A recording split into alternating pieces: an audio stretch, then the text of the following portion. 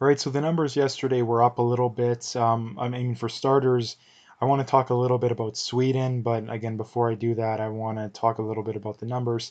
They're a little bit up in Alberta. The active 133 cases yesterday. The active cases went up about 30 or so, but again, it's still isolated to specific areas. The Edmonton area is pretty steady. I mean, the active cases in the Edmonton area has only gone up by like 50 over the last couple weeks, so it's not something to be overly concerned about. But the numbers out of Calgary, they've literally like doubled in the last couple weeks. So again, that's the area you really need to be worried about. The central zone, the south zone is where there's a lot of cases as well. Another thing to point out is the hospitalization numbers are actually down by one, so that's good news. And again, we tested about 9,000 people yesterday. So again, there's a very high number of tests being done, which just goes to show that there's going to be more cases. Again, we're usually testing what 8,000 people maybe, and we've been testing like around 9,000 people over the last week or so. So that's part of the reason why the cases have stayed up, I believe. Again, there's also people that are testing positive multiple times, and not to mention too, the numbers are probably inflated to some degree as well. So that's probably explaining um, a lot of the difference. And again, as far as the other provinces go, Ontario, the numbers have actually been down over the last couple days, which is good news. But again, I would look for the government to be talking, and the mainstream media especially, to be talking about how, oh, it's because of the mask laws, even though it took like I think a day over 3 weeks for the cases to actually go down. And again, if masks actually made a difference, you should have seen it by 2 weeks, maybe within a few days after 2 weeks. And considering we didn't see that, I think it's safe to say that masks, they may have some effect, but it is probably single-digit percent difference, which is basically negligible. So again, that's the other thing I wanted to point out here. As far as the numbers out of the states go, they were up yesterday. The cases weren't up by that much, but the death numbers were up by a pretty good amount. They had about 1,400 yesterday, which is not good. Their numbers have been up, but again, the numbers out of the states we know are manipulated to some degree. But again, they still were up, so that's something to be a little bit concerned about. But I don't see them being able to stay this high forever. I mean, they're going to have to go down. And like I say too, they are inflated to some degree. So again, you do have to take things with a bit of a grain of salt.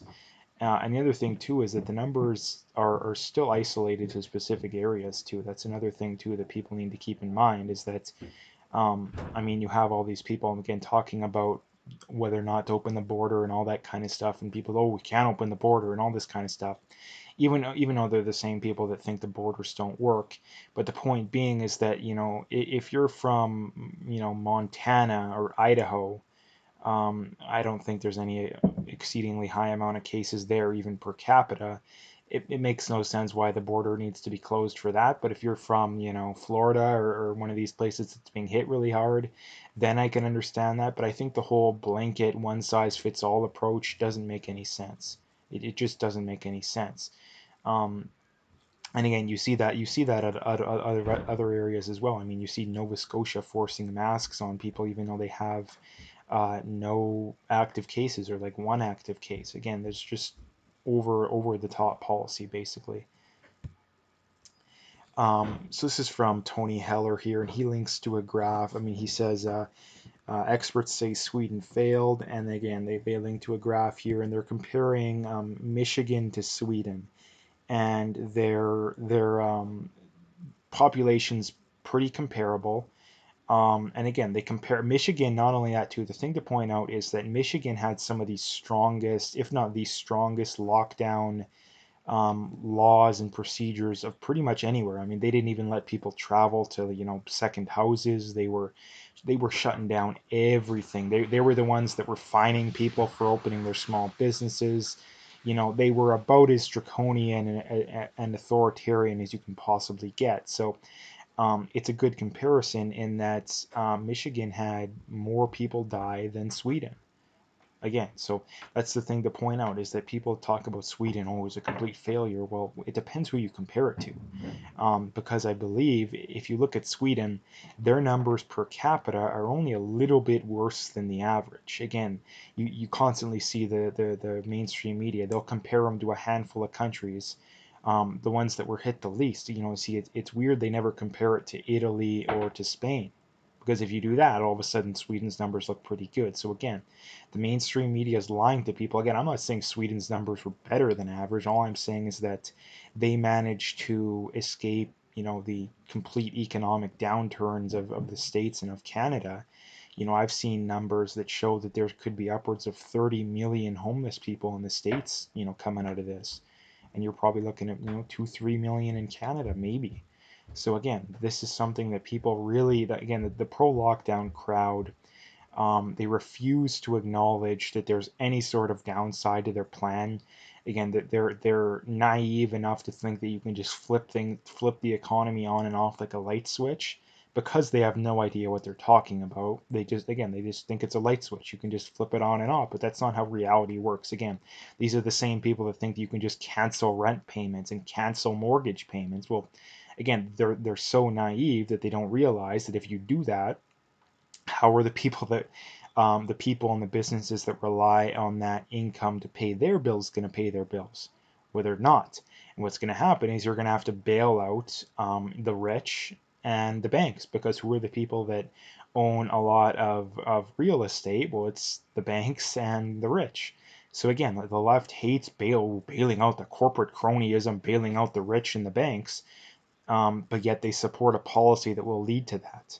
And what's going to happen too is the government will just print the money to bail them out too, because the government doesn't have the money.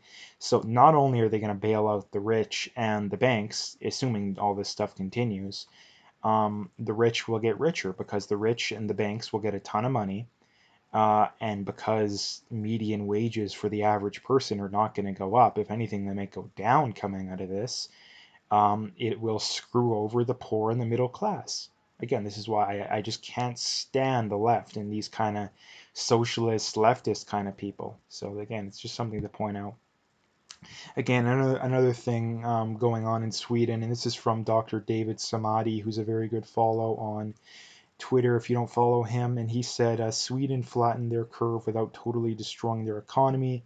And again, he links to a chart that links to Sweden's daily new deaths, and as you can see, their numbers peaked in early to mid-April, and they've been going down ever since.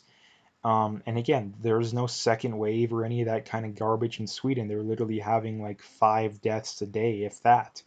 Again, so the Sweden approach clearly worked out. Again, I really don't care what people say. The approach clearly worked out. It was so obvious it's not even funny. And another thing to point out too is that the same people that think that our approach worked, whether or not you think it did or not, were completely against a lot of the stuff that we're doing now anyway. Like if you'd asked someone 4 months ago, you think closing borders helps prevent the spread, and they said no, well, you're a racist if you think closing borders works. But now they're the same people that see the guy with the American plate in Canada that gets his car, his tires slashed, and like, oh, good riddance, he got what he deserved. um they're the same people that would have been completely against that. They're the same people that were completely against wearing masks 3 4 months ago. Again, the ignorance of the pro-lockdown crowd is not even funny. This is from Rogan O'Hanley, and he says, I don't know who needs to hear this, but if you stop breaking the law and resisting arrest, you won't have problems with the police. And again, this is something that I've been pointing out kind of ad nauseum that really bothers me about the whole, I mean, one of the many things about the BLM movement and the BLM people is that it's not that they're completely wrong. Again, I mean, this is the first thing too, that they think that if you're critical of them in any way, shape, or form, that you're a full-on KKK, Klan member racist. But no, the reality is that anybody with half a brain is critical of BLM, because number one, they think that the 10, I've heard numbers like around 10 to 15, depending on who you talk to, unarmed black men are killed by police every year, but yet 7,000, I think, blacks are killed by other blacks. There's like a million or two blacks enslaved in the world to this day, But yet, has BLM talked about any of those things? No. The pain and suffering of the black community is largely due to the negative ramifications of the welfare state. Have they complained about the welfare state? No. If anything, they want more of it. Again, so this is why I have no respect whatsoever for Black Lives Matter, like none whatsoever. And again, caring about someone or a group of people more than they care about themselves is a stupid and suicidal thing to do, because you'll never win. You'll only hurt, you'll only bring yourself down, and you won't even hurt them. It is a classic lose-lose scenario. And that's why I just can't bring myself to support BLM. Again, if they started talking about the reality, then absolutely. But again, and not to mention too, the whole, racism garbage, it's largely made up. Racism does exist to some degree, but again, they always have manipulated stats. Again, they bring up the whole blacks are more likely to be discriminated against the police, which is true depending on how you talk about it. It's not true per capita, and it's also, especially, it's actually the opposite, in that blacks are actually underrepresented when you adjust for the likelihood to commit crimes. Because again, it's the classic scenario. People bring up, oh, blacks are 13% of the population, and they're 25% of the prison population. They're arrested for 25% of crimes. But the reality is that they commit a lot more. Again, about half the violent crime is committed by blacks. So again, under those theories, blacks should be in prison about half the time for violent crime, but the reality is that they're not. Again, so if anything, blacks are actually underrepresented. And again, those are the numbers I've seen. And I'm pretty sure those are the FBI's own numbers. So anyone trying to claim their bias is lying. So anyway, that's just something I wanted to bring up too. And not to mention, you look at a lot of these unarmed black people, mostly black men, killed by police.